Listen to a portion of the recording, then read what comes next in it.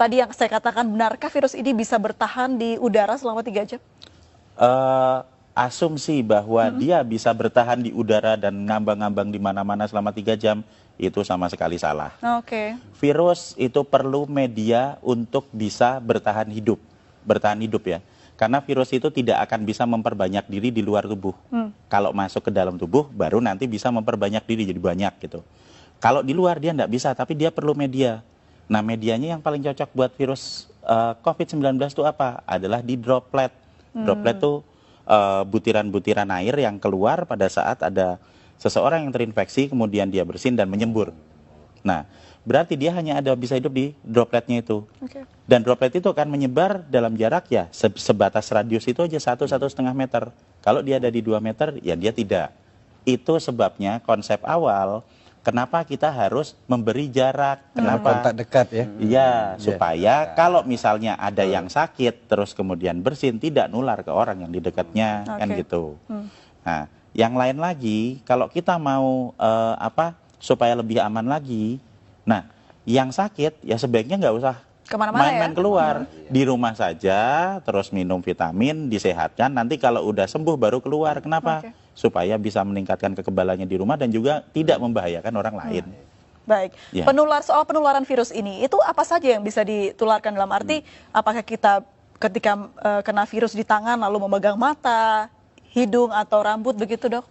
Sekali lagi, virus selalu butuh media untuk bertahan hidup. Semakin dingin, semakin basah, makin gelap, dia bisa bertahan hidup semakin lama. Di droplet itu basah. Nah, kalau misalnya katakanlah saya ada di dekat sini, kemudian saya bersin misalnya, saya bersin. Nah, droplet yang ada di situ, kalau misalnya nanti kena di baju, nah dia akan bertahan juga di baju lama. Nempel. Iya, lah terus pas pada saat kita buka baju, terus nanti kena hidung kita, ya akan masuk ke dalam. Tapi seberapa lama dia bisa bertahan di situ tergantung kondisi lingkungan. Semakin terang, semakin kering, semakin panas, dia juga nggak akan bisa bertahan hidup lama. Jadi sebenarnya virus ini punya kelemahan banyak sekali. Jadi dia hanya bisa bertahan di droplet. Kalau misalnya ada yang bilang, misalnya kan kalau misalnya dia ditaruh di meja yang dingin gitu, bertahan 9 hari. Ada hoax seperti itu. Itu hoax ya, Dok? Menurut saya hoax. Kenapa? Nah, kalau dia hanya bisa bertahan di dalam droplet. Di dalam droplet itu kalau misalnya dia kondisinya tidak sesuai dengan dia dan terjadi penguapan, kan jadi kering, dia nggak bisa bertahan lama. Jadi droplet ini sesuatu yang cair begitu ya, Dok ya? Cair, iya. Itu loh, tetesan lendir atau cairan yang ada di situ. Dan kalau misalnya kita bersin di satu lokasi atau di meja misalnya, kemudian kita langsung dibersihkan dengan desinfektan, dibersihkan dengan sabun, dibersihkan dengan pembersih lantai atau apa, itu dilap gitu dalam waktu 3 menit sudah hancur. Jadi virus ini gampang hancur dengan pelarut lemak, dengan sabun, dengan deterjen dan macam-macam, termasuk kalau nempel di baju kita terus langsung masukin mesin cuci, itu virusnya hancur. Kelemahannya seperti itu. Nah, kelebihannya nyebarnya cepat. Jadi sebenarnya kita bisa tahu kelemahan dan kekuatan virusnya dengan jelas supaya kita bisa ngatasi. Kita harus tahu dulu kalau kita mau bertempur, kita kan harus tahu dulu musuhnya. Kalau kita tidak tahu musuh kita apa, yang terjadi apa? Kita cuma ketakutan aja. Wah, nanti kena, saya sekarang kena, besok mati, ya enggak lah. Kalau dari segi virusnya atau ya faktor dia bisa tumbuh begitu, apakah benda yang dia hinggapi begitu ya, Dok ya, itu mempengaruhi juga si virus ini bertahan hidup begitu, seperti di plastik berbeda dengan di kayu mungkin? Iya, semakin dingin dia bisa bertahan hidup semakin lama. Tapi permasalahannya di sini adalah bukan seberapa lama dia bisa ada di situ, seberapa ingin kita dia hidup. Seberapa kita ingin supaya virus itu tetap hidup. Kalau kita pengen virus itu cepat mati supaya nggak nular, ya kalau misalnya kita tahu mejanya kotor ya dibersihin aja, disemprot dibersihin. Ada yang bersihin misalnya ya cepat-cepat disemprot dibersihin. Semakin kita diamkan paparan virus yang ada di situ, ya dia akan bertahan semakin lama. Tapi kalau misalnya kita bisa punya kesadaran sendiri untuk mulai dengan pola hidup bersih, setiap ada sebaran di situ ya kita semprot bersih, simpel kok itu, nggak terlalu sulit, cuma diusap aja seperti itu. Nah, maka kita akan sangat membantu untuk mengurangi sebaran virus. Baik, itu juga berlaku untuk batuk begitu ya, Dok ya? Iya, betul. Dan kalau tatap mata nggak mungkin ya dok ya Enggak misalnya. mungkin. Enggak, sama sekali tidak mungkin. Apalagi hanya pikiran. Iya, hanya kalau tatap pikiran. mata ntar jatuhnya ke hati ya dok. Ya. Makanya halu baik, itu, halu. halu. Kalau bicara soal bagaimana dampak negatif dari virus ini, apa dampak yang paling buruk bisa dihasilkan dari virus ini dok? Jadi kita akan kembali lagi ke sifat virus. Virus ini pertama, cepat menyebar. Jadi dia akan sangat mudah beradaptasi, bisa menempel di saluran pernapasan manusia. Yang kedua, fatality rate-nya tidak besar. Ini kita bisa lihat dari hasil statistik dimanapun di seluruh dunia, bahwa masih selalu akan ada 97% orang yang recovery. Jadi kalau dari 100% populasi ada 3% yang masuk ke fatality rate, dan 97% itu dia bisa pulih dan juga bisa masih tetap sehat. Ini yang terjadi di pasien nomor 1, 2, 3. Ingat toh waktu di Depok itu? Jadi tanggal 29 Februari dinyatakan positif. Benar toh? Terus dirawat di rumah sakit selama 16 hari. Dan kemarin mereka semua pulang dalam kondisi sehat dan berubah jadi negatif.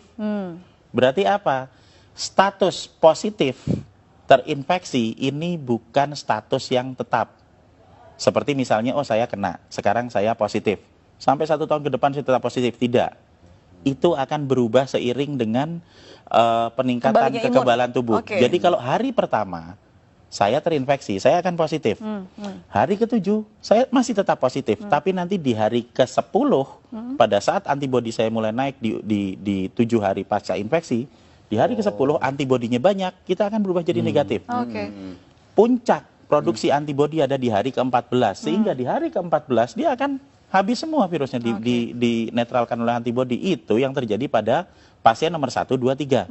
Jadi supaya kita bisa menginduksi pikiran-pikiran positif dan optimistik yang ada di rakyat, kita harus belajar juga melihat, kok ada pasien nomor 1, 2, 3 sembuh, ini kan udah ada buktinya. Menariknya tadi juga sempat di program di tayangan kita, begitu pasien 03 ini ternyata tidak ada gejala yang terlalu parah begitu dok, hanya batuk sedikit saja, dan treatmentnya pun hanya diberikan vitamin dan juga obat batuk oleh dokter. Nah, kenapa virus ini bisa tidak semua orang terkena paru-paru, dok?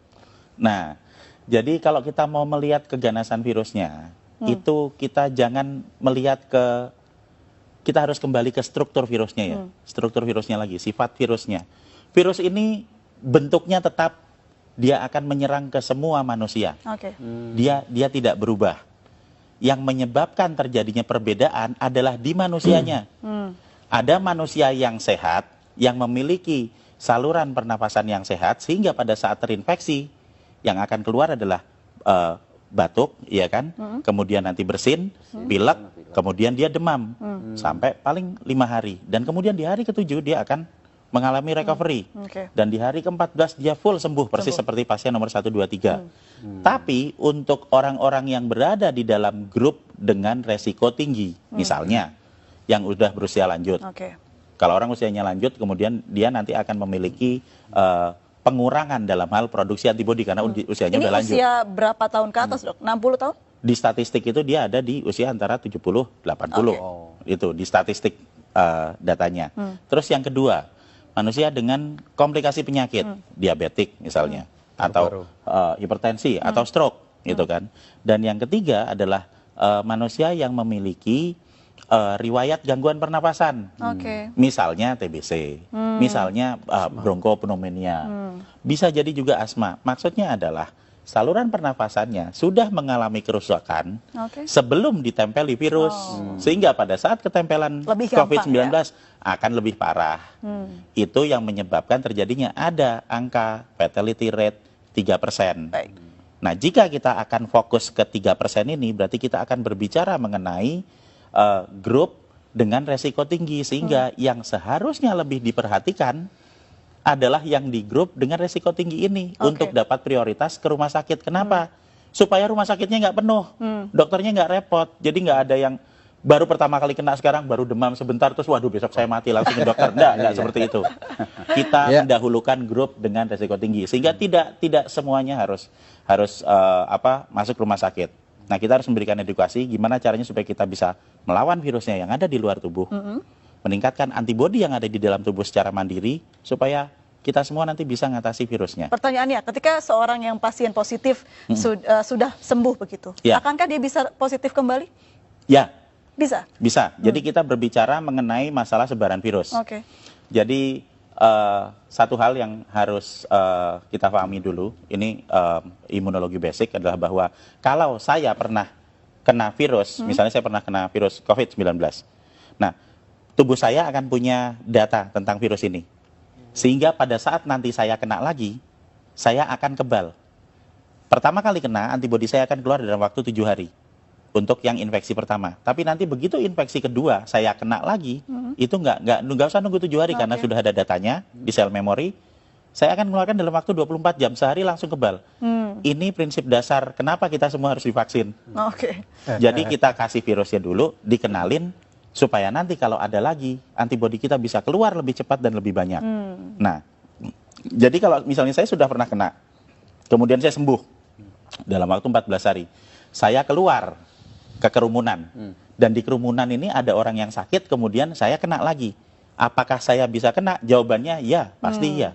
Kalau diambil sampel, apakah itu akan jadi positif? Ya, benar jadi positif. Tapi apakah infeksi kedua itu akan membuat saya sakit? Tidak, karena saya sudah punya antibodi. Dan kalau yang pertama tadi, mungkin kita ingat hari pertama positif, nanti hari ke-7 masih positif, hari ke-10 bisa jadi negatif. Yang pertama, infeksi pertama. Kalau sudah saya kena lagi, hari pertama positif, nanti hari ketiga bisa positif, hari keempat sudah negatif. Karena antibodinya sudah keluar. Jadi orang yang kena coronanya sudah positif berarti punya antibodi yang besar ya dok ya ketika sudah sembuh tapi. Betul. Dan dengan memberikan vitamin E dan vitamin C, kita bisa memproduksi antibodi 2-3 kali lipat lebih banyak daripada normal. Ini kan berarti kuncinya adalah imunitas. Lalu seperti apa kita menjaga imunitas? Vitamin yang banyak, tidur yang cukup, apalagi dok? Jadi produksi antibodi yang normal itu akan bisa dicapai jika kita dalam kondisi yang fit. Berarti apa? Berarti kita ya makan yang benar, kemudian kita istirahat yang cukup. Karena semakin banyak kita bergadang, semakin banyak kita stres dan panik bahwa kita besok mati. Nah, itu ya. Itu akan sangat menurunkan produksi antibodi. Berarti gitu. panik benar menurunkan antibodi dok? Iya. Oke. Bahkan kita jadi panik terus, kemudian kita jadi nggak tidur, Stres kemudian jadinya. kita mau minum nggak enak, makan nggak enak, iya kan? Takut Akhirnya mati. iya kita kurang energi, akhirnya ya nggak ada produksi antibodi. Jadi sebenarnya dengan pola hidup yang sehat itu akan mampu membuat kita memproduksi antibodi secara normal. Dan pada saat ada dalam kondisi wabah, jika kita mengkonsumsi vitamin E dan vitamin C, kita akan memproduksi antibodi bisa 2-3 kali lipat dari produksi normal. Dan ini akan sangat-sangat membantu pada saat ada kondisi wabah virus. Dan yang paling utama lagi adalah, sekali lagi, panik dan stres itu tidak akan meningkatkan antibodi kita, atau menyebabkan virus yang ada di luar menjadi berkurang.